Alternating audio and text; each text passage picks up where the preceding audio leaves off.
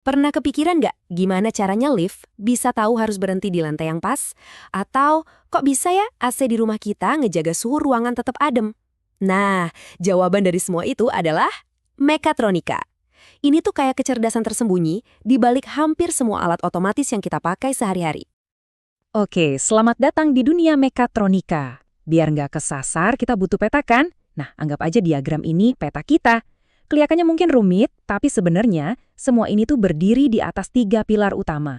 Dan kita bakal bedah semuanya satu persatu. Jadi, perjalanan kita kali ini bakal dibagi jadi 5 bagian. Pertama, kita bongkar dulu apa itu mekatronika. Terus kita pelajari aturan main sistem kontrol. Abis itu kita bandingin 2 jenis sistem yang paling umum, loop terbuka dan tertutup. Lanjut, kita pahami inti dari otomatisasi, dan terakhir, kita satuin semua kepingan puzzle-nya. Siap? Oke, kita mulai dari bagian pertama, membedah mekatronika. Ini fondasinya nih. Kita mau cari tahu apa sih sebenarnya otak di balik semua mesin canggih ini.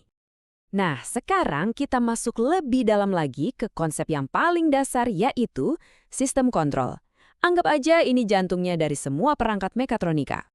Jadi, apa sih sistem kontrol itu? Gampangnya gini, ini adalah cara kita nyuruh sebuah sistem buat ngelakuin persis apa yang kita mau. Mau itu mesin di pabrik, proses kimia yang rumit, atau sesimpel bikin suhu ruangan tetap nyaman. Setiap sistem kontrol itu pada dasarnya punya alur kerja yang sama. Kita kasih input alias perintah. Perintah ini masuk ke sistem, terus diolah sama bagian kontrolnya. Hasil akhirnya, ya output atau respons nyatanya. Tujuannya cuma satu, mastiin si output ini sama persis sama input yang kita kasih di awal. Biar gampang, kita pakai contoh lift lagi ya. Waktu kamu pencet tombol lantai 4, nah itu inputnya. Terus, liftnya bergerak ke lantai 4 kan? Pergerakan itu adalah outputnya. Grafik ini nunjukin perjalanannya si lift. Gimana dia mulai jalan, makin cepat, terus pelan-pelan berhenti pas di tujuan. Nah, bagus nggaknya sebuah sistem kontrol itu diukur dari 2 hal. Pertama, namanya respons transien. Ini tuh soal seberapa mulus perjalanannya. Liftnya enak nggak? Atau goyang-goyang bikin pusing? Kedua, ada error kondisi mapan. Ini soal seberapa akurat dia berhenti. Pintunya pas banget nggak sama lantai? Makin mulus dan makin akurat, ya berarti sistem kontrolnya makin jago. Oke, sekarang kita sampai di bagian yang penting banget nih. Perbedaan paling mendasar di dunia sistem kontrol. Anggap aja ini kayak milih antara sistem yang buta, yang cuma nurut perintah, sama sistem yang pintar, yang bisa lihat hasilnya dan benerin sendiri kalau ada yang salah. Coba lihat diagram ini deh. Simple banget kan? Cuma ada input, terus proses, terus output. Udah gitu doang. Nggak ada jalan balik. Artinya, sistem ini nggak pernah ngecek lagi hasil kerjanya itu udah bener atau belum. Contoh paling gampang, mesin cuci model lama. Kamu setel waktunya 30 menit, ya dia bakal mutar selama 30 menit. Titik. Dia nggak peduli bajunya udah bersih atau malah masih kotor. Pokoknya tugasnya selesai kalau timernya habis. Bener-bener cuma jalanin perintah secara buta. Nah, sekarang lihat yang ini. Ada satu tambahan kecil, tapi efeknya luar biasa.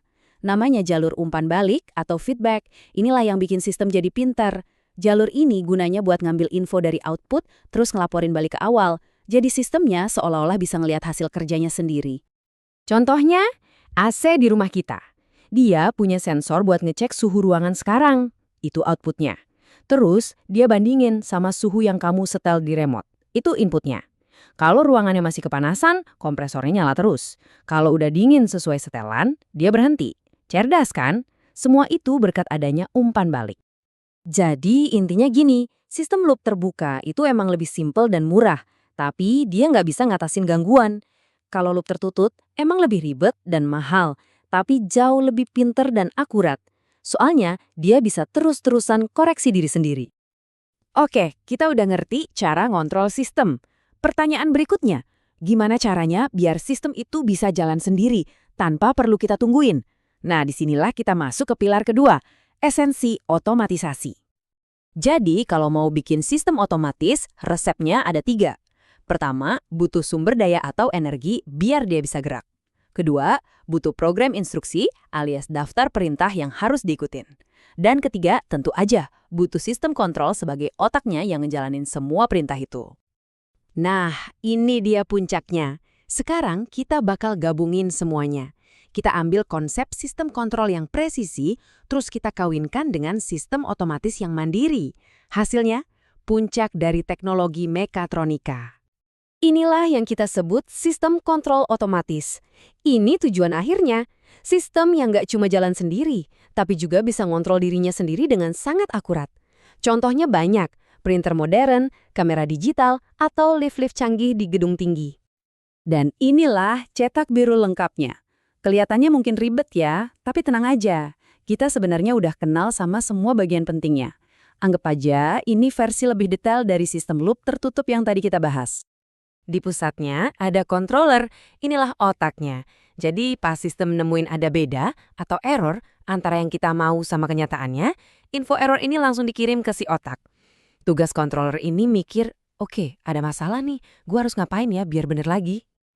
Perintah dari si otak tadi dikirim ke aktuator.